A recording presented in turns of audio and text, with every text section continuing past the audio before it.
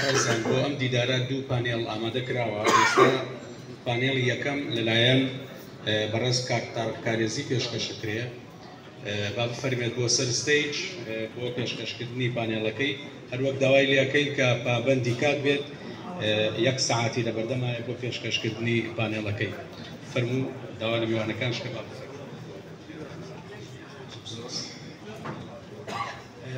ڕۆژتان باش، هەمولایەکتان زۆر زۆر بەخێر بێن، خۆشحاڵین کە لەم دیدارەیە بە دیداری ئەوەی بەڕێز دەکەین. تەنیا ئێمە 1 ساعتمان لەبەردەمایە داوا لە مامۆستایان بەشدارانی ئەم پانێڵە، مامۆستا ئیدریس عەبدوڵڵا تەشریف بفەرمێ، پرۆفیسۆر دکتۆر جواد چۆمەیدەری، مامۆستا سیروان شێخ مەحموود، مامۆستا مەلا ئومێد باوەمەردە، مامۆستا نزار محەممەد تەشریف بفەرمون بۆ ئێرە. لە ماوەی ساعاتێکە لە خزمەتی ئەوەی بەڕێز دەبین، هەوڵیش دەدەین پەیوەست بین بە کاتەکەەوە.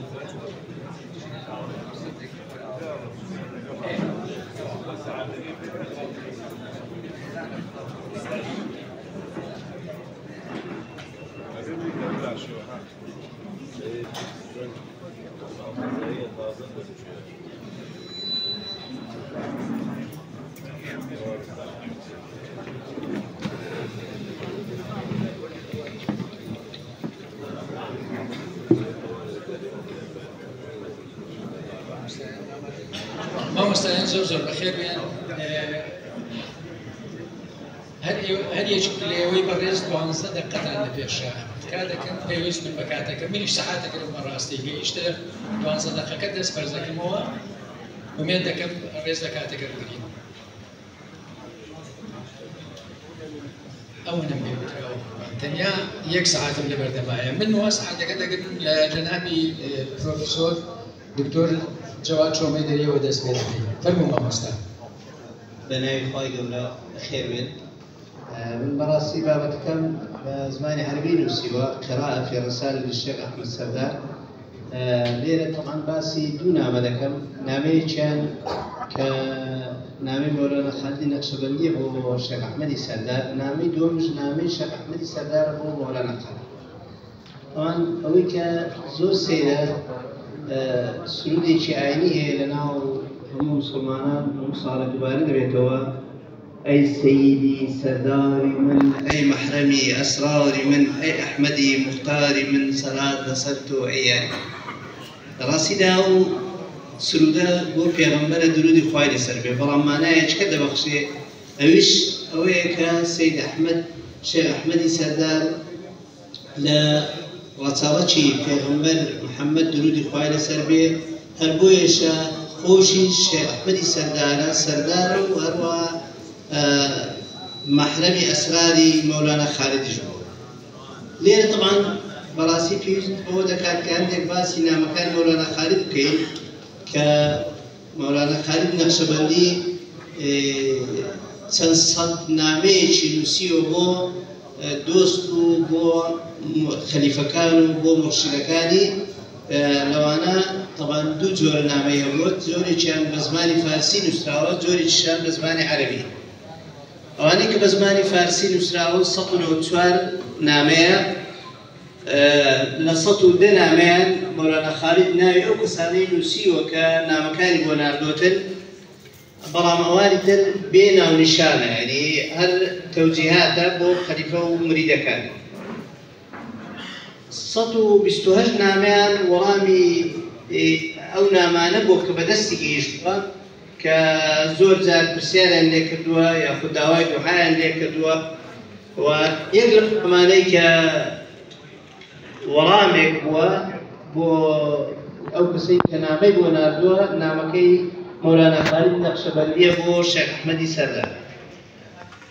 طبعا أوي كنامك بخوينتو نامك بزماني فارسية بس لو دكا نامك كالشيخ أحمدي سردار داوانا مولانا خالد دكا كالرقاي في بدأ بسيد واحد. طبعا مولانا خالد ليرة خوشي خوي دردبر برامبر بو نامية وداوای لدكا كفي داوستكاني أو سفراء ما دبكا برامك نامك دخلنه تيدقين ك مولانا خالد رازيني بو سفر زاري بو سفر حجر جالير بسيارة ديت بورك بو لا براسي ذاك نامك دخلنه تيدقين ك يكم حجي الشيخ أحمد سردار نبوة حجي دوم سيمي بو أما للايك كا وابد سي مولانا خالد بيخوض بيكو سبوحات مولانا خالد براسي إمكانيتي نبوة لو كاتيا بتسيبو حد وحد إمكانيتي ديويست فتابتي سفري شدو دريج بو وقتي أوي كأودا سلميني كمولانا خالد لو كاتيا إمكانيتي وين نبو كبسيت حد الشيخ علي السويدي كيقل خليفة كان مولانا خالد نامي بو مولانا خالد نسي داوای دەکات کە پارەی کتێبێکی بدات کتێبێکی بۆ بکڕێ لە شام کە کتێبەکە ناوی شاتی مقدمەیە لە وەڵامدا مولانا خالد دەفەرمێ بەڕاستی ئێستا من هیچ پارەیەکم لەبەردەست نییە و پێشم خۆش نییە ئەو قسێ بە خەڵک بڵێم خەڵک ئەوە بزانێ کە من هیچم نییە بۆ خەڵک دەزانن کە خەڵک ڕوون تێ دەکەن داواشتم لێ دەکەن بەڵام لە ڕاستیدا من هیچ پارەیەکم ئێستا لەبەردەست نییە و لە حاڵەتێکی زۆر خراپدا دەژێت. طبعا نامەکانی مولانا خالد کە بۆ شێخ ئەحمەدی سەرداری نووسیوە هەموو جارێ لە سەرتا نووسیوەتی ئەخینە ئەی برای من ئەی ئازیز. طبعا نامەکانی تری مولانا خالد زۆر بابەتی تێدایە هەندێک جار دیفاع لە مەظلوم هەندێک جار هەڵسەنگاندنی کتێبێکە هەندێک جار پستەنامەیە هەندێک جار باسی سەفەرەکەی بۆ هیندستان دەکات هەندێک جار نامەی بۆ میرەکانی کورد لە ئیمارەتی بابان نشینی بابان نووسیوە بە تایبەتی بۆ یعنی مەحمود پاشا و عەبدوڕەحمان پاشای بابان و هەروەها هەندێک نامەشی بۆ کەسوکارەکەی خۆی نووسیوە و هەندێک شتیشی باسی ژیانی سەرەتای ژیانی خۆیەتی طبعا ما نامە فارسیەکان لە نامە عەرەبیەکانی کە 91 نامەی هەیە هەندێک بابەتی زانستی تێدایە هەندێک شەرحی هەندێک حەدیث تێدایە هەندێک بابەتی تەسەووفی تێدایە هەندێک جار وەڵامە بۆ پرسیار هەندێک جار نسیحەت و ئامۆژگاریە هەندێک جار و هەندێک شتی تایبەتی تێدایە وەروە لێرەش هەندێک نامەی بە عەرەبی نووسیوە بۆ میرەکانی بابان لەوانەش بۆ مەحمود صاحب و سلێمان پاشا و هەندێک لە ئەمیرەکان وەروە هەندێک نامەی برایانەی بۆ هەندێک دۆستی خۆی نووسیوە لە یەکێک لەوانە بۆ سەید عەبدوڵڵای عوبەیدڵای ئەفەندی حەیدەری کە لە ئۆرفە بۆ لە باکووری کوردستان و نامەی نووسیوە بۆ محەممەد تاهیر ئەفەندی و عومەر ڕاسم هەر لە تورکیا و طبعا نامەیەکی زۆر سەیری هەیە ئەویش نامەیەکە بۆ مەقامی پێغەمبەر محەممەد درودی خوای لەسەر بێ کە پاڕانەوەیە وهروەها هەندێک نامەی تری هەیە بۆ والیەکانی بەغدا و بۆ پاشای حاکمی عەکا و نامەیەش هەیە بۆ نەجیب پاشا. ئەوەی کە سەرنجمان ڕابکێشەی لە نامەکانی مولانا خالیدەوەیە هەموو جارێ نامەکانی بەو شێوەیە دەست پێ کردووە من العبد المسكين أو العبد الغريب تەماشاکە ئەو پیاوە بۆ مقامە گەورەیەوە ئاسی خۆی دەکات دەڵێتی دەڵێ عەبدی مسکین بەندەی بێدەرەتان یاخود بەندەیەکی غەریب یاخود دەنووسێ العبد الفەقیر ئەو العبد الذەلیل جا بەڕاستی ئەوە دەستێکە بۆ هەر کەسێک داوای شێخایەتی و داوای تەسەووف دەکات دەبێ خۆی بە گچکە بزانێ بەرامبەر بە ئەو کەسانەی کە هێشیان دەکات بۆ ڕێبازی تەسەووف. زۆربەی نامەکان کۆتایی هاتوو بە دوعا بۆ ئەو کەسانی کە نامەکانی بۆ نردوون و بەداخەوە لە نامەکان بەرواوی نووسینی تێدا نیە و واش دەرەکەوێت لە نامەکان کە مەولەنا خالید ناحەزی کەس نەبووە لاپەڕەیەکی دۆستایەتی و خۆشەویستی بەرامبەر بە هەموو کەسێکە بووە و زۆربەی نامەکان لە بەغداوە نووسراوە و بۆ سولێمانی و هەندێکیان لە شامەوە بۆ بەغدا و بۆ سولێمانی. طبعا ئەو نامانە تا ئێستا دوو جار بە شێوەیەکی سەرەکی کۆکراوەتەوە، یەکیان کتێبێک هەیە بە ناوی بوغدة الواجد کە برازایەکەی خۆی کردووە و دووەمیشیان مامۆستا محەممەد عەلی قەرداغی خۆی کردووە. ئەوەی کە ئێمە بەڕاستی دەمانەوێت تشکی بخەینە سەر ئەو نامەیەیە کە شێخ ئەحمەدی سەردار نووسیوێتی بۆ مەولەنا خالید.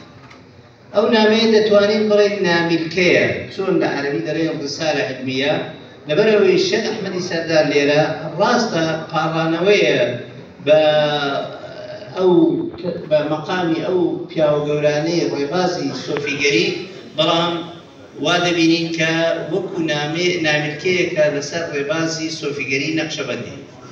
طبعا پێشەوەی باسی ناوەڕۆکەی بکەین بۆمان دەرەکەوێت کە ئەو لە نامەکەیە خۆی بە خزمەتکاری مەولانا دادەنێ و بە خادمی سەرکردەکانی ڕێبازی تەسەووف بە تایبەتی ئەبوبەکری سیدیق و سەلمانی فارسی و شانازی لەوە دەکات کە ڕەچەڵەکی دەگەڕێتەوە سەر پێغەمبەر محەممەد درودی خوای لەسەر بێ و شانازی لەوە دەکات کە بۆتە نەقشەبەندی و لەسەر ئەو ڕێبازەیە و ئەوە دەردەخات کە ئامادەیە خۆی قوربانی ئەو ڕێبازە و خۆی قوربانی شێخ و طبعا لەسەر ئەو ڕێگایە بەردەوامە و هەموو زۆر بە نەفس بەرزی و دیارە زۆر پەیوەندیەکی لە دڵەوەی هەبووە لەگەڵ شێخ و موڕشیدەکەی کە مەولانا خالیدە و زۆر جار طبعا زۆر بە هیممەت بووە، زۆر بە بەرەکەت بووە و دائیمەن سوپاسگوزار بووە بۆ خوای گەورە و باسی ڕابطە دەکات کە لە طریقەتی نەقشەبەندی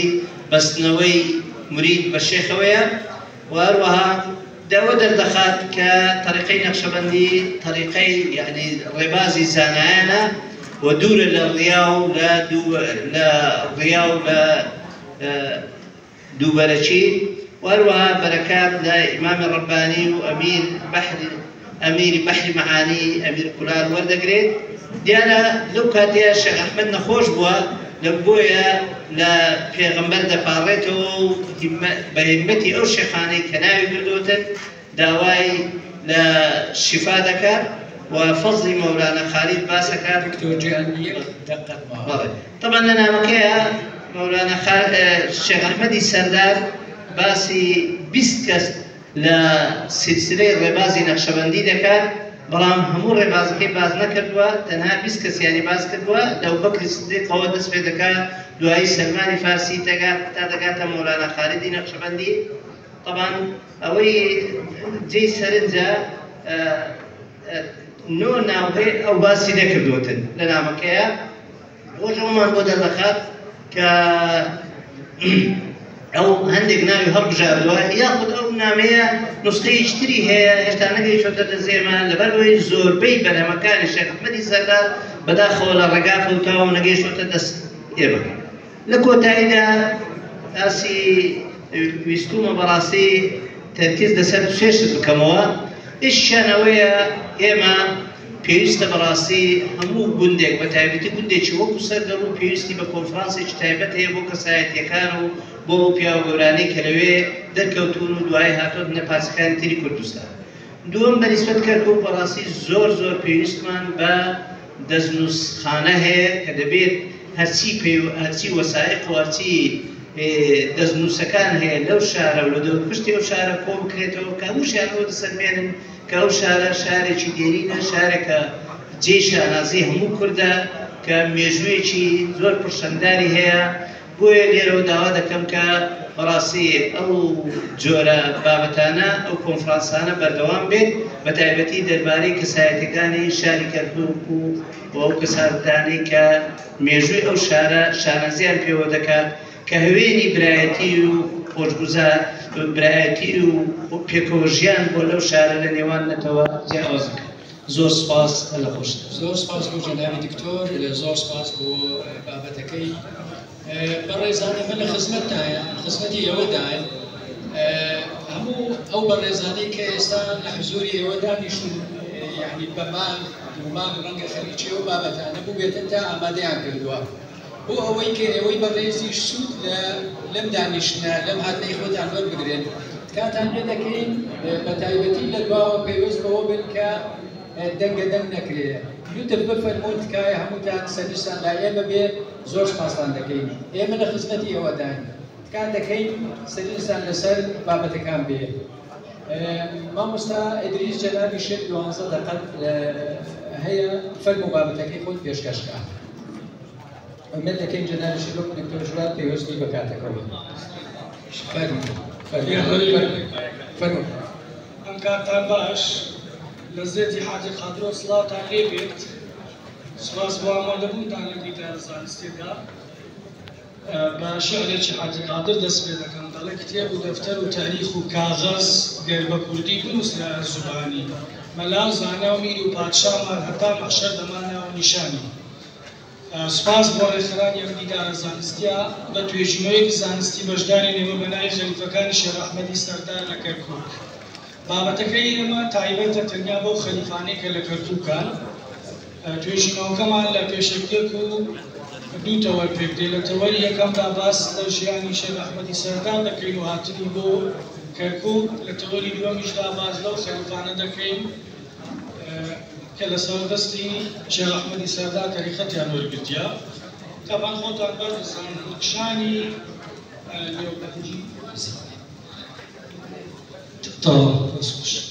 خۆتان زان توێژینەوەی زانستی بۆ وڵامی چەند پرسیارێکدا. ئێمە دەمانەوێت وڵام بۆ پرسیارانە بدۆزینەوە.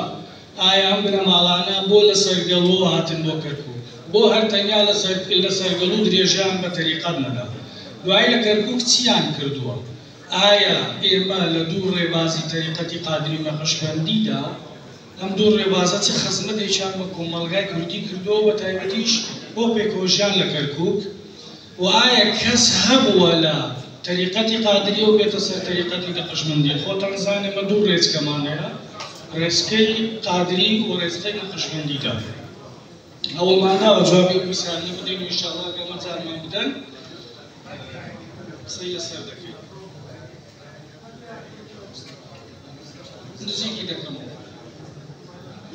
شێخ ئەحمەدی سەردار ناوی شێخ ئەحمەدی کوڕی شێخ یوسفی ناسراو بە شێخ یوسفی تیرەنداز، کوڕی شێخ شەمسەدینی کوڕی عەبدوسەمەدی کوڕی بابە ڕەسووڵی گەورەی بەرزنجیە. تاوان ئەمە بنەماڵەکەیان بنەماڵێکی گەورەی بەرزنجی ساڵی 1970 لە سەرگەڵ هاتۆ تەرجیمانەوە.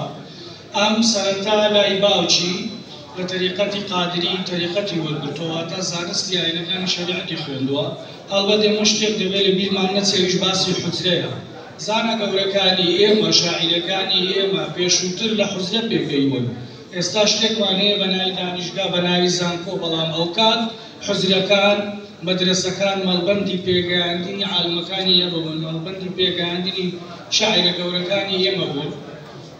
دوای ئەم کەسایەتێکی زانا لێهاتوو سێ زمانی زانیوە، تورکی، عەرەبی، فارسی زانیوە، و لەو سەردەمدا لەبەر لێهاتووی بە توانایی خۆی لەلایەن سوڵتان سەلیمی سێمەوە دەکرێت بە سەردار لە ناوچەی سوورداش. بەڵام دوای ئەم کە پەیوەندی دەکا بە مۆلانا خالیدی نەقشبەندی و دوای گەڕانەوەی مۆلانا خالیدی نەقشبەندی لە لای شێخ عەبدوڵای دەهلەوی کە لە سەردەستی وی تەریقەت وەردەگرێت مۆلانا خالیدی شارە زووری دێتەوە، ئەم سەردانی دەکا لە سلێمانی دەچێتە خزمەتی. دوای کە تەریقەت وەردەگرێت لەو واتە ئەم لە تەریقەتی قادریە خۆی دەچێتە سەر تەریقەتی نەقشبەندی. تا ماوەیەک لە ناوچەی سەرگەڵوودا خەریکی ئیرشاد دەبێت، خەڵکێکی زۆری لە دەور کۆ دەبێتەوە. بەڵام ئەم لە ناوچەی سەرگەڵوو بۆوی بچووکە، بۆیە بە باش دەزانرێت کۆچ بکەن بێن بۆ شاری کەرکووک، چونکە لە شاری کەرکووک هەم فراوانترە هەم شاری پێکۆژیانە، لێرە هەموو نەتەوەکان پێکەوە دەژین. بۆی ئەمان ببنە سەتری کۆکەرەوەی گشت نەتەوەکان لێرە. دوای هاتنی بۆ ئێرە تەبعاً لوصف مولانا خالد دا شعرێکی حاجی قاتر دەخوێنەوە دەڵێ معدنی علم و عالمی عامل قطبی دەوران و مرشدی کامل هەر لە ئەوەل جەنابی مەولانا نەقشبەندی ڕەواقی ئیلەڵڵاه.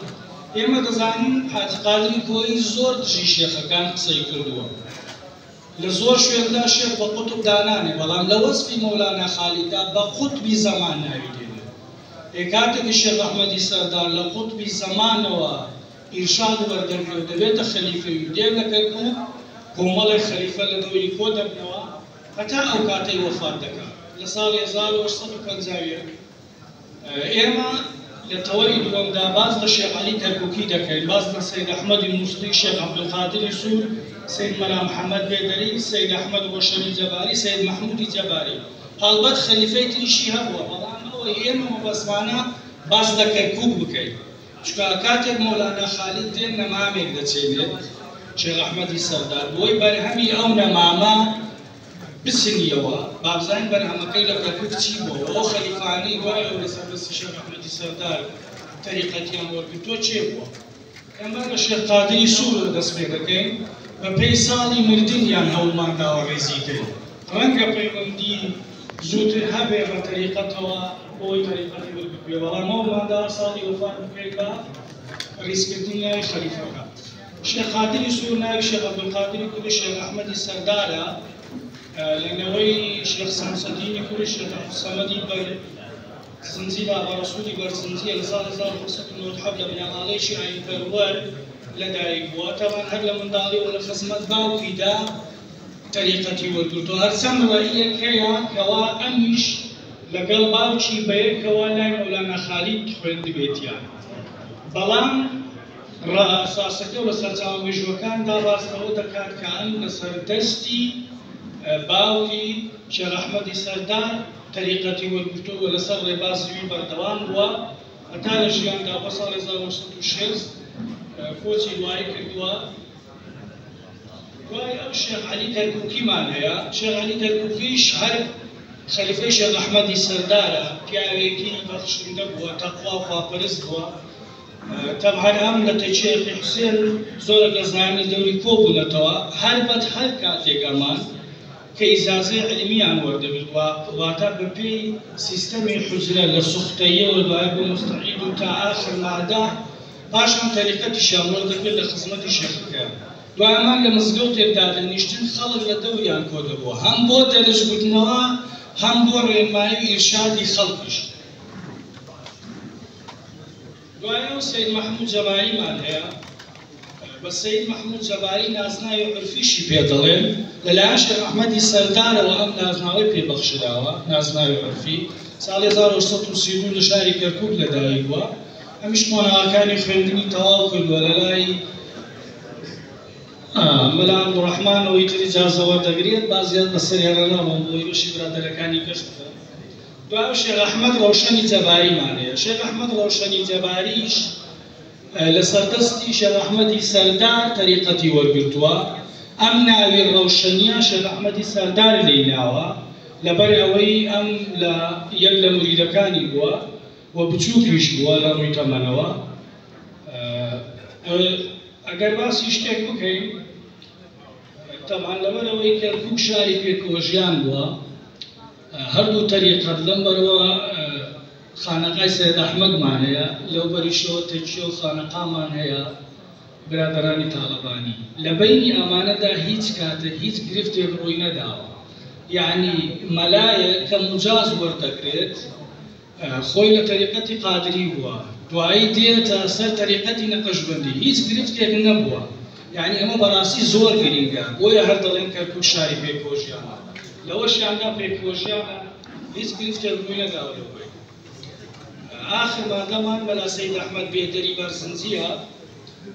تەبعەن ئەم پێشمەرج و تاخوێنی مزگەوتی بولاغ بووە لە کەرکووک. لە لای ئەم ئەگەر باز لە مەلا محەممەدی بێدەری بکەین کە خەلیفەی شێخ ئەحمەدی سەردار بووە، کۆمەڵی قوتابی لای ئەم خوێندویانە، بەڵام ئەو قوتابیانە لەسەر تەریقەتی قادری بوونە. بە ناوی دوو نیشاندێنم لەوانە شێخ عەلی خاڵسی قادری، شێخ عومەری کوڕی شێخ عوسمان سراجەدین مەلا ئەحمەدی کۆری عومەر کە ئەو کاتە پێشدوو ژووتان خوێن بە لە خانەقای عومەر گومەتی لە ئیمام قاسم یەک دەقە شعرێکی مەلا ئەحمەد دەخوێنمەوە تاوە. مەلا ئەحمەد پیاوێکی زۆر خواناس بووە، دیوانێکی هەیە بەداخۆ تا ئێستا کۆ نەکراتەوە، چەند کاکسیروان هەوڵێکی باشی دا بەشێک لە شێعرە فۆتاوەکانی کۆ بکاتەوە. دەڵێ ئەحمەدی کۆر بەس خەیاڵکە حوبی دنیایەت بەتاڵکە پێکەوە نابن دوو هەوێ یەک بگرە و یەک بەرەڵاکە. بەڕاستی ئەمە شێعرێکی عارفانی زۆر گەورەیە لە حەزوری خۆمان ئێستا دکتۆر نادری کەریمیان تەمان ئەو ڕاپێک بۆ شێعرە زیاترەیە. لە کۆتاییدا ئێمە کۆمەڵی خاڵ و دەرەنجاممان هەیە، بەڵام مەجال نیم بیان خوێنینەوە. پێشنیارمان هەیە بەڕاستی بەشێک لەوانەی کە لە ژیاندا ماون هەوڵ بدرێت تۆماری ڤیدیۆییان بکرێت لە مێژووی زارەکیدا، چونکە مێژووی زارەکی کەرەستێکی زۆر گرنگە بۆ نووسینەوەی مێژوو کە ئێمە بەشێک لە دەست و مەختوتەکانمان فۆتاوە با لە مێژووی زارەکیەوە دەست پێ بکەن بۆی مێژووی ئەم شارە نەفۆتێ. سوپاستان دەکەم ببوورە زۆر سپاس بۆ جەنابی مامۆستا ئیدریس، زۆر سپاس بۆ ئەوەی بەڕێزیش کە هێمنی دەپارێزن بەڕاستی هەموو لایەکدانەرێکتان کێشاوە. سپاس بۆ هاتنەکەتان بە دڵنیاییەوە هەمووتان بۆیە هاتوون کە گوێ لەو بەڕێزانە بگرن کە توێژینەوەی دوور و درێژیان ئامادە کردووە لە ماوەیەکی زۆر کورتە ناوەڕۆکەکەی دەخەنە خزمەتی ئێوە. ئێستاش دەچینە خزمەتی جەنابی مامۆستا ئومێدی بەڕێز. توش دقت لبردم يا مستر. بسم الله الرحمن الرحيم، الحمد لله رب العالمين، والصلاة والسلام على أشرف المرسلين سيدنا ونبينا محمد وعلى آله وصحبه أجمعين.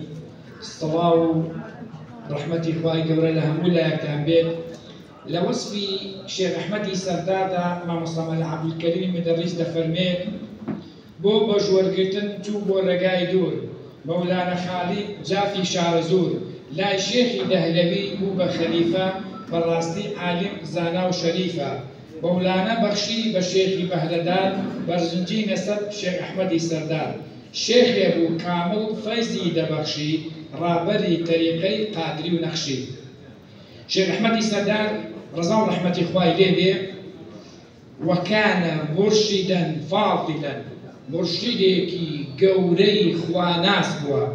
بەحسەکەی من توێژینەوەکەی من زۆرە، بەس ئەوەندە ئەستێرەی پرشنگدان شێخ ئەحمەدی سەردار. بەڕاستی وەک چۆن شەوی تاریک دنیای پێڕووناک ئەبێتەوە بە ئەستێرە، بە نور و بەرەکەت و زانست و خواناسی و تەواضعی ئەم زانا گەورە کە حەزرەتی شێخ ئەحمەدی سەرداری سەرگەڵووی بەرزنجیە کوردستان هەر لە سەرگەڵ و مەرگە و پشدەر و ئاخجەلەر و گۆبتەپە و شەقەڵە و منتیقەی قەڵازێ و کوردستانی ڕۆژهەڵات و کەرکووک و شوێنەکانی دیری کوردستان ڕووناک بووە. شێخ ئەحمەدی سەردار پێشووتر زانایەکی خواناسی ناودار بووە، خاوەن نفوسێکی زۆر بووە. وەکو مامۆستا فەرمی لەلایەن سوڵتان سەلیمی سێمەوە کراوە بە سەردار لێپرسراوی ناوچەی سووداش بە ماوەیەکی زۆر دەسەڵاتدار بووە. دوای ئەوە عیلاقەیەکی زۆری هەبووە تەریقەتی لە خزمەت باوکیا وەرگرتووە و زانستەکانی نەحو و سەرف و حەدیث و بەلاغە و مەنتیق و لە عیلمی فەلەکدا باڵا بووە لە خزمەت باوکی خوێندوێتی. دوای ئەوە چۆتە خزمەت حەزرەتی شێخ مەعروفی لۆدەیی گەورەزانا و عەلامەی شاری سلێمانی. لە خزمەت ئەویشدا ماوەیەکی زۆر ماوەتەوە، هەموو جارێک لە خزمەت ئەودا بە کۆمەڵێک بۆ جومعە چۆ بۆ شاری سلێمانی لەوێ بووە. سەرگەڵوو وەکو دکتۆر جەمال فەرمووی مەدرسەی دینی تیا بووە، سەردەمانێکی زۆر کۆمەڵی مامۆستای ئاینی زۆر لەوێ خوێندویانە. قورئانێکی دەسەت هەیە کە لە سەرگەڵوو نووسراوەتەوە. بەداخەوە بەهۆی نیشتیمان پەروەریەوە سەرگەڵوو سووتێنراوە، زۆر مەختوتەی خۆتاوە یان براوەتە شوێنەکانی دەروی عێراق. پێشنیارەکەم ئینشاءڵڵا ئەو مەختوتە و دەستخەتانەی کە زانایان لە سەرگەڵوو خوێندویانە یان لەوێ بوون بهێنرێتەوە و ئیتر بۆ خانەقای کەرکووک پێیان بۆ سەرگەڵوو بێ.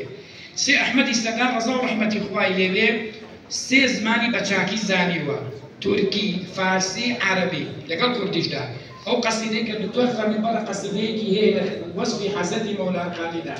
حەزەتی مەولان خالی نەقشبەندی بە خزمەتی گەشتووە، تەریقەتی لێ وەرگرتووە و کردوێتی بە خەلیفەی مطلق وإجازة إرشاد كلي بيداوى كبهموش أتواني دعاء بنوسي إرشاد بكات رضا رحمة إخوائي ليبت أم زانا قولان شيخ أحمدي سرداري سرقوي برزنجي وعالما بارزا في العلوم الظاهرية والباطنية يعني لعلومي ظاهري وباطني دا زور زاناوة لصالي هزار وحوصو وحفتاو يكي زايني لقندي سرقمو لدايبوا لخزانك إخواناسو آين برولو أهلي طريقته ورع تقوى داوا لخدمة باوكي دا همو زانستكاني تواو كردوا أم زانا قولان رضا رحمة إخوائي لبيت بداخوا كم ترين وصفي كراوة زور جار عبينين هندي خلقي تر زور وصفكري بلام أم حزتي مولانا بي أفرمي أخونا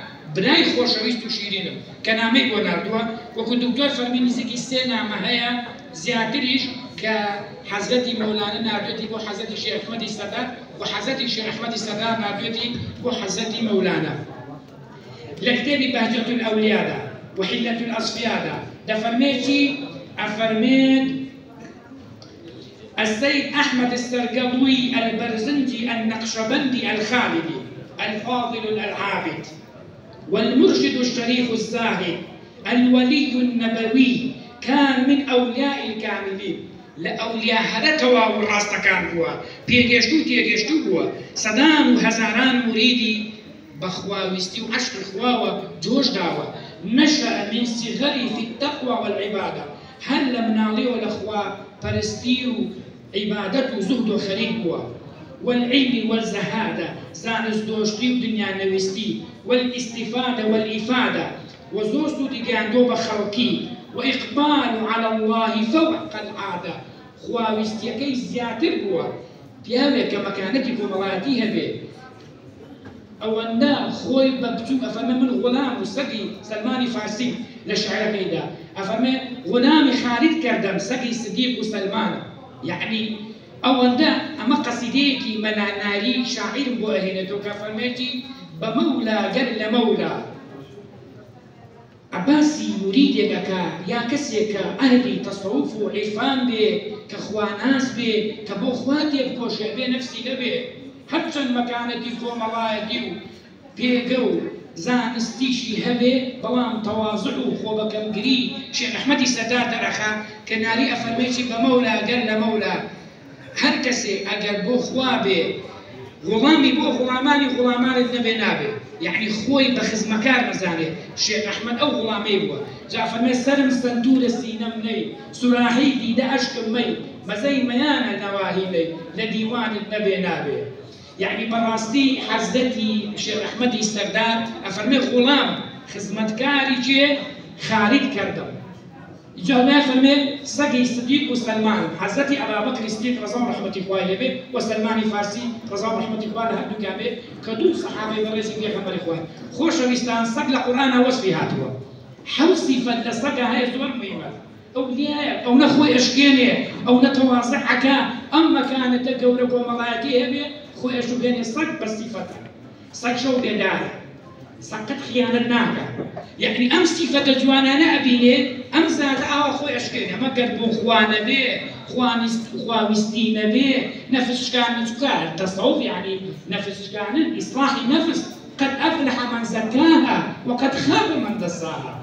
تصوف تزكية وتربية روحية بوي حزرتي شيخ أحمد السردار بوشي وأخوي أشكيني ثم أخذ عن المرشد الكامل دعاء طريقتي والقلت ولا مرشدي طواو بيجيشوش والمسلك الفاضل حضرة مولانا خالد نقشبندي لحزة مولانا خالد ولي قلتوا فاجتهد في خدمته أي بعد السرقلو ما عليك زور للسرقلو خدمتي كردوا دو جار جوت السرقلو يعني سيجار هنده قلن دو صال ما وتوا هنده قلن زيادر ما وتوا خدمتي زوري كردوا لسرقلو حزتي مولانا خالد نقشبندي وبذل نفسه في طاعته خوي بخزمكاري زانيوا أقل بو خواو لبينا ورزامندي خوانا بأم توازع قوري شيخ أحمد السردار خاوني بيجيكي قوري وملايتي آيني بوا بوشوش خزمتي حزتي مولانا خالد نقشبندي كلها رضا رحمة إخوة إلى أنبياء وتوجه بكلية القبول وتربيته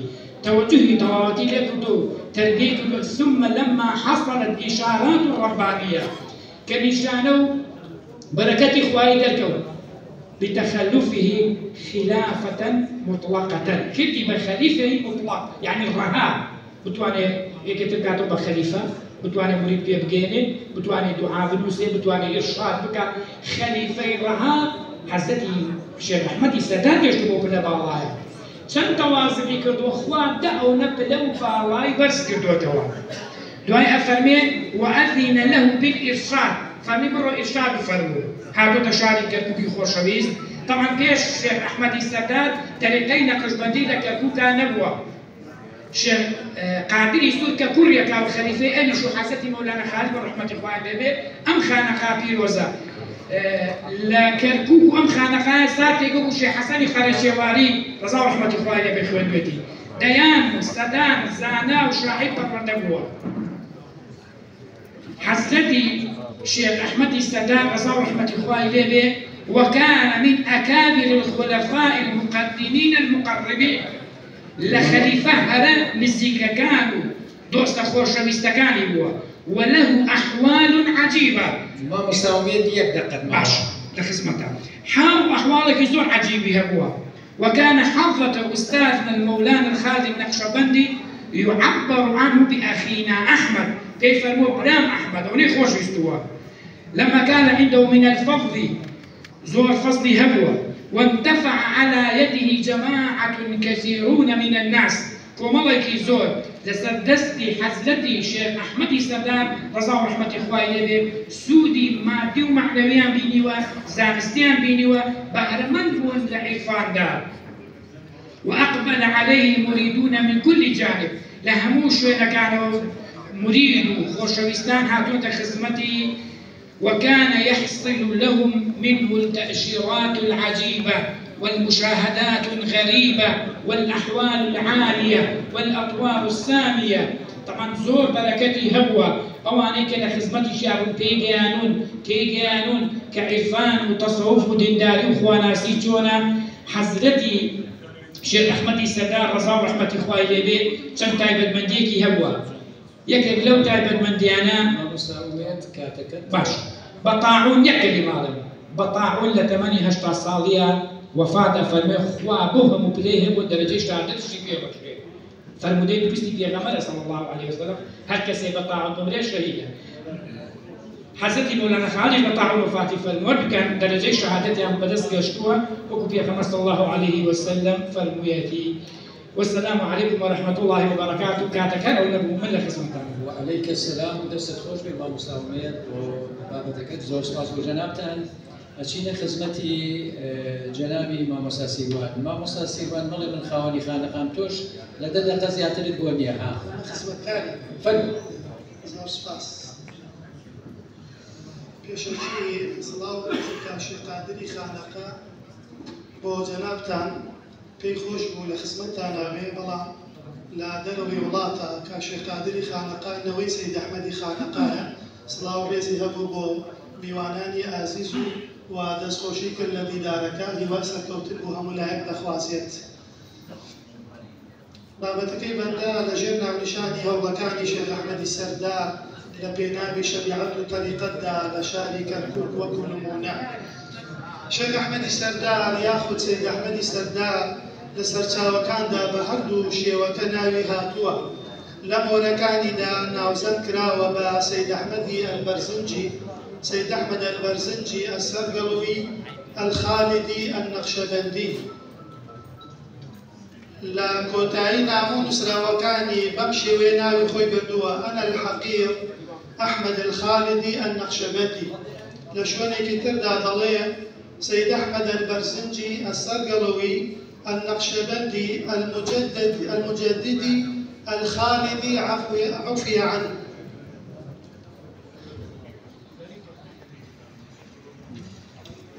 لكتابي قوش العلماء لنسيني ملا صابر ملا محمد حافظي قوراكا مزماني تركي عثماني نسراوة للا بلتشلونو صالي 1950 بمجورة ناوي سيد أحمد سرداري هناوة سردار حضرت لارينيك سيد أحمد سرقلو لە دەستنووسێکی بەلاجەمیلی ڕۆژبەیانی لە ساڵی 2006 لەلایەن مامۆستا شێرزاد برازای بەلاجەمیلی ڕۆژبەیانی چاپ کراوە. لەژێر ناونیشانی کەرکووک ناوی مێژووی کۆنی دانیشتوانی دەسەڵاتەکانی لە لاپەڕە 15دا لە باسی مزگەوتەکانی کەرکووکدا کاتێ دێتە سەر مزگەوتی خانەقا دەڵێ لە پشتی مزگەوتی سەرا مزگەوتی خانەقا هەبوو کە بۆنەوەکانی سەید ئەحمەدی سەرداری سەرگەڵەوی دروست کرابوو، لە پاشاندا بە خانەقای سەید ئەحمەد ناوبانگی دەرکرد. لە کتێبی ئەشرافیە دەستنووسە کە هی شێخ مەحموودی قوتبی بەرزنجیە، شێخ مەحموود زاتێکی گەورە بۆنەوەی شێخێدینی کەرکووکە، لە ساڵی 1891 بە زمانی فارسی نووسیوێتی و دەڵێ سەید ئەحمەدی سەردار گەنج برای هەبووە بەم ناوانە: شێخ حوسێن، شێخ محیدین، شێخ سلێمان، شێخ عەبدوڵڵا، شێخ حاجی، واتە بە سەید ئەحمەدی سەردارەوە 6 برا بوونە. سەید ئەحمەدی سەردارش بۆ خۆی لەبەرەی دوو ژن 6 کوڕ و 1 کچی بەم ناوانە هەبووە. شێخ عەبدولقادر ناسراوە بە شێخ قادری سوود، شێخ عەبدوڕەحمان، شێخ سەلیم، شێخ محەممەد، شێخ ئیبراهیم، شێخ عەلی، 1 کچی بووە بە ناوی زەمزەم خان. شێخ ئەحمەدی سەردار مرۆڤێکی زانا و دانا و بەتوانا بووە، فەلەکناس بووە، پێگەی ئاینی کۆمەڵایەتی زۆر بەهێز بووە، بە تایبەتی لە ناوچەی سوورداش. پاشان ڕوو دەکاتە شاری کەرکووک و لەگەڵێکی بەڵاخ نیشتەجێ دەبێت. هاتنی بۆ کەرکووک و ناوبانگی بە شاردا بڵاو دەبێتەوە. ئیدی خەڵکی شاری کەرکووک یاخود ئیدی خەڵکی شار لە هەموو لایەکەوە بە مەبەستی فێربوونی علومی شەرع و وەرگرتنی طریقەتی نەقشبەندی ڕوویان لە سەید ئەحمەدی سەردار کردووە. دەیان فەقێ و زانای ئاینی و سەید و شێخی ئەو سەردەما لە خزمەتی ئیجازەی مەلایەتی و طریقەتی نەقشبەندی لەسەر دەستی وەرگرتووە. وەک ئاشکرایە خۆشەویستانی ئێمە لە کەرکووک 4 خانەقامان هەیە. یعنی یەکەم خانەقای سەید ئەحمەد کە لە ساڵی 1834 دامەزراوە، دووەم خانەقای ئەسیری لە ساڵی 1840 دامەزراوە، سێیەم خانەقای حاجی مەلا عومەری گومبەتی لە ساڵی 1856 دامەزراوە، چوارەم خانەقای شێخدر لە ساڵی 1865 دامەزراوە.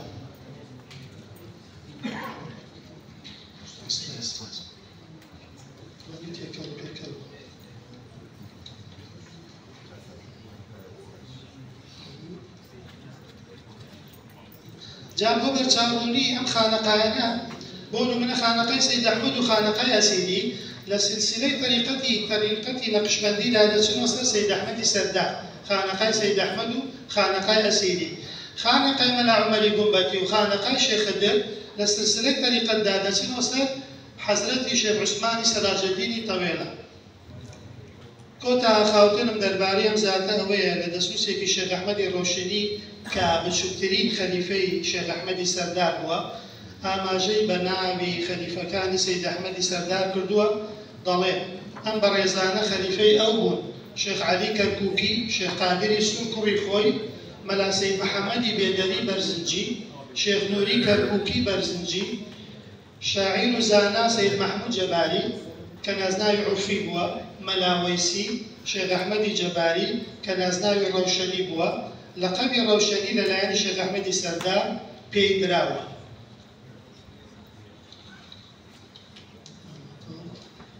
هەروەها سەید ئەحمەدی مەوسڵی خەڵکی مووسڵ بووە، ئەمیش یەکێکە لە خەلیفەکانی شێخ ئەحمەدی سەردار، بەڵام زۆر بەدوای داگەڕایان ژیاننامەی دەستمان نەکەوتووە تا ئێستا.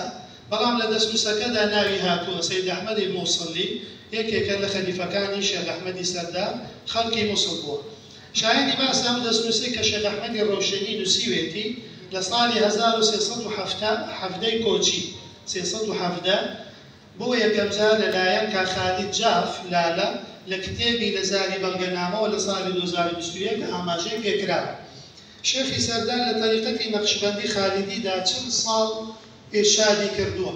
لە ساڵی 1851 ماڵئاوایی لە ژیان کردووە و لە گۆڕستانی سەرگەڵ و بە خاک سپێردراوە. دەستان خۆش بێ، زۆر سوپاس بۆ گوێگرتنتان. زۆر سپاس بۆ جەنابی شێخ سیروان کە پێویست بوو بە کاتەکەی خۆی. بەڕێزان میوانانی بەڕێز هەمومان بۆ نیوەڕۆخوان داوەتی خانەقاین.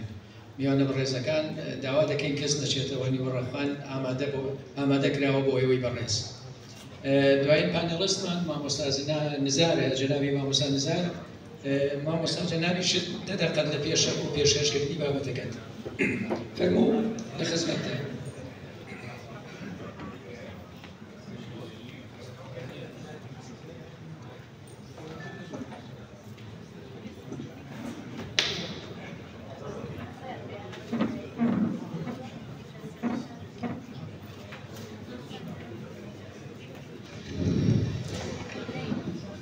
دەنگ هەیە؟ دەنگ هەیە، فەرموو. زۆر سپاس بۆ ئەم دەرفەتە. لەم دەرفەتەیە باسی شاعیرێکی کلاسیکی کۆنی ئەم شارەکەی کە لە سەدەی 19 ژیاوە، ئەوش سەید مەحموودی عورفی جەباریە. سەید مەحموودی عورفی جەباریەک لە خەلیفەکانی سەید ئەحمەدی سەرگەڵوو بووە، نازناوی شعری سەید بووە لەگەڵ عورفی. عورفی ئەم نازناوە کە لە کەرکووک لەلایەن شێخ ئەحمەدی سەرگەڵووە بە باڵایە بڕاوەکە بۆتە مەنسووبی وابەستەی ئەم تەریقەتە. سەید مەحموودی عورفی لە ساڵی 1832 لە شاری کەرکووک لە قەڵای کەرکووک لەدایک بووە لە ساداتی جەباریە. لە ساڵی 1990 کۆچی دوایی کردووە. لە پێشە سەر بە تەریقەتی قادری بووە لەسەر دەستی شێخ عەبدوڕەحمانی خاڵس و داوای لێ کردووە کە لە مەذهەبی شافعیەوە ببێ بە مەذهەبی خۆی بگۆڕێ بۆ سەر مەذهەبی حەنەفی. بێگومان گۆڕینی مەذهەب شتێکی ئاسایی نییە، ئەمە پەیوەندی بە ئایدۆلۆژیای دەسەڵاتی عوسمانیەوە هەبووە. مفتی زەهاوی لە بەغدا مەذهەبی خۆی گۆڕیوە لە شافعیەوە بۆ حەنەفی و هەروەها شێخ عەبدوڕەحمانی خاڵسیش. و شێخ عەبدوڕەحمانی خاڵس داوای لە سەید مەحموودی عورفی جەباری کردووە کە بووە بە وابەستەی تەریقەتی قادری مەذهەبی خۆی لە شافعیەوە بۆ حەنەفی بگۆڕێ. دوای ئەوە تەریقەتی ئەم سەید مەحموودی عورفیە تەریقەتی لە سەید ئەحمەدی سەردار وەرگرتووە، تەریقەتی نەقشبەندی و هەتا کۆتایی ژیانی لەسەر ئەم تەریقەتەیە ماوەتەوە. وەکو وتمان نازناوی عورفی لەلایەن سەید ئەحمەدی سەرگەڵوویەوە پێی بەخشراوە. سەید مەحموود عورفی برای سەید مەحموود نەجیبی جەباریە. سەید مەحموودی نەجیبی جەباری سەر بە تەریقەتی ڕفاعی بووە، لەسەر دەستی شێخ مەحموودی محەممەد ئەبوو هودای سەریادی ئەم تەریقەتەی وەرگرتووە. لە قەڵای کەرکووک ساڵی 1897 ترکیەکی بنیاد ناوە سەید محەممەد ئەبوو هودای سەریادی کە لە ئەسڵا خەڵکی ئینتەرنێشنالی سووریایە. سەید محەممەد نەجیبی برای سەید مەحموودی عورفی کردووە بە متەوەلی تەکیەکە کە بە ئێستاشەوە ئەم تەکیەیە بە مزگەوت و تەکیەی سەید محەممەد نەجیبی جەباری ناسراوە. کوڕێکی هەبووە ناوی سەید محەممەد جەواد بووە. سەید محەممەدی جەواد دەکاتە برازای عورفی، واتە برازای سەید مەحموودی عورفی. سەید محەممەد جەواد بێژگەلەوەی کە شاعیر بووە لەگەڵ ئەحمەد مەدەنی دامەزرێنەری یەکەم ڕۆژنامە بە زمانی تورکی لە ساڵی 1911 کە ڕۆژنامەی حەوادثی پێوەڵەن ساڵی 1913 پێکەوە لەگەڵ ئەحمەد مەدەنیە گۆڤاری مەعارف دەنەشێت. ئەحمەد مەدەنیش بە هەمان شێوە سەر بە عەشیرەتی جەباریە کوڕی عەبدوڵڵا قودسیە. عەبدوڵڵا قودسیش عارفێکی بەتوانا بووە، هەروەها شاعیرێکی کلاسیک بووە، شعری بە تورکی هەیە و شعری بە زمانی کوردیش هەیە. دۆزیمانەوە کە وەختی خۆی لە ڕۆژهەڵاتی کوردستان لە گۆڤاری سروەیە بە زمانی کوردی ئەم شعرەی بڵاو کردوێتەوە. واتە سەید محەممەد جەواد برازای عورفی شاعیر خۆشی شاعیر بووە لەگەڵ ئەحمەد مەدەنی کە ئەویش جەباریە پێکەوە گۆڤاری مەعارفیان دەرشواردووە. سەید محەممەدی عورفی ژیانی بەکاری بازرگانیەوە گوزاراندووە. بيانمەتی سید عەبدولقادر ئیمامێەوە کە بە سید عەبدولقادر سەیف ناسراو بووە لەگەڵ تەریقەتی قادریدا ئاشنایەتی پەیدا کردووە بەڕێنمایی وەکو وتمان بەڕێنمایی سوفی ناسراو شێخ عەبدوڕەحمانی خاڵس داخل بەم تەریقەتە بووە بەڵام دووەجار بەڕێنمایی شێخ ئەحمەدی سەردەڵی سەردار دەچێتە سەر تەریقەتی نەقشبەندی و تا دوژیانی لەسەر ئەم تەریقەتە دەمێنێتەوە شێعرەکانی هەمووی بە زمانی تورکی نووسەری بەناوبانگی تورکمان عەتا تەرزیباشی دەکرد لە کتێبی کەرکوک شاعرلەری شاعرانی کەرکوک چەند شێعرێکی بە زمانی تورکی عوسمانی بڵاو کردوێتەوە خۆشبەختانە لە بەرژی یەکەمی کەرکوک شاعرلەری خۆشبەختانە توانیمان هەرسیان خەبەرگەکەی عەتا تەرزیباشی کەرکوک شاعرلەری لە زمانی تورکی عوسمانی وەرگێڕن لەسەر زمانی کوردی و لەوانەش ژیاننامەی عورفی و هەموو شێعرەکانی شێعرەکانی لە بابەتی مناجاتی ئیلاهیەوەن هەموویان بەگشت پێشنە چوارچێوەی عیرفانیزمەوە یان سۆفیگەرایی مناجاتی ئیلاهی هەیە نەعتی محەممەدی هەیە ستایشی سۆفیەکە دەردەدڵی خۆی لەگەڵ دڵ ئەکا کە دڵ مەڵبەند و مەرکەزی عیرفانیزمە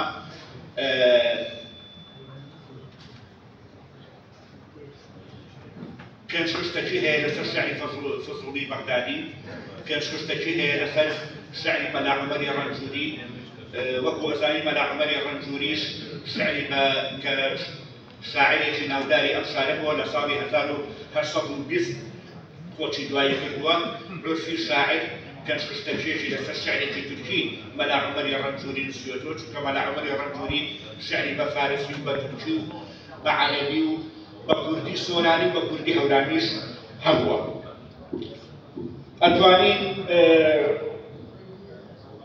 ئەگەر مەجال مابێ شێعرێکی دوو دقیقە مەجالت ماوە دوو دقیقە لە خلالی ئەم دوو دقیقەیە ئەتوانین شێعرێکی تورکی عوسمانی عورفی بخوێنینەوە بە تورکی عوسمانی و تەرجمەکەشی کە لەلایەن خۆمانەوە کردومانە بە کوردی لەوە وەصفی شای نەقشبەندیدا سەید محمود العورفی دەڵێت ئەی نەظەر لە حەلقەدان هەر مشکلی چان نەقشبەند قیل نەظەر گردان بەنا ئەی دەردە دەرمان نەقشبەند دیدە گریان زار و ناوان گرەنگشەم دەرگاهەنە سەند لە میێڕەت ئەیلەما ئەی شاهی سوڵتان نەقشبەند اسمنن مفتونیم دهرە ئیچرە گەرچە ناکەسم سەن ئەسید گەبەن حەقیری شاهی خوبان نەقشبەند جۆندمن لەو هەندا بۆمدە نێژگە یۆکتور بیر مراد ئەڵا دلێ گولچونە زینەت بەرە جوانان نەقشبەند دەرگەهن دارالئەمەم oldu قبول دەرتلولەرە عورفی بیمارە دەرمەنەیلە ئێحسان نەقشبەند وەرگێڕانەکەی بۆ زەرزمانی کوردی ئەی بەنیگا هەر کێشەیەک چارە دەکات نەقشبەند بنوارە دەم بۆ تالەکەی دەرمانی نەقشبەند بە دیدەی گریان و زار و ناوینەوە هاتوو بۆ دەنگەکەت من ڕەت مەکەرەوە ئەی شاهی سوڵتان نەقشبەند مەفتونی ناوتم لەنێو ئەم سەردەمە گەرچی بێکەسم ناکەسم تۆ پشتیوان و من زەبوونی شای یاران نەقشبەند بێ لەسەر لەوحی دڵم هیچ نیازێک نییە دەبۆ بۆشی دڵ زینەت ببەخشە بە جانان جانان لە نێوان دوو کەوانەیان جانان واتە معشوقان عارفان خدای تەعالا ئەگرێتەوە شێخی تەریقەت ئەگرێتەوە عارفون بالله بأسرار الله ئەگرێتەوە دەبۆ مڵکی دڵ زینەت ببەخشە بە جانان معشوقان عارفان نەقشبەند دەرگەک بۆتە دارولئەمان بۆ هەموو دەردەدارێک عورفی بیمار بە چاکەکاریت دەرمان بکە نەقشبەند زۆر سپاس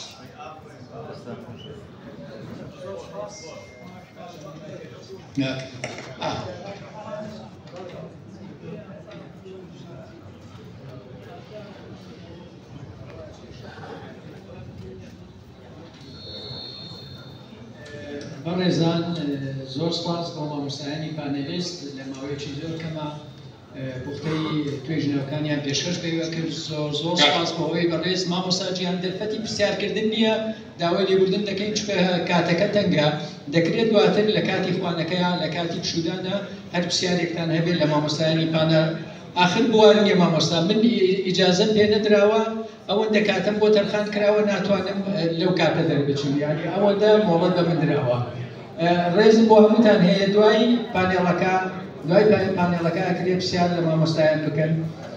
سپاسی ئێوەش دەکەم کە سەرنجتان لەسەر سەکۆیەکە بۆ دووبارە سپاس بۆ ئێوە من مای بەجێ دێڵم بۆ دۆستان و برادەرانی بەڕێوەبەری دیدارەکە. زۆر سپاس.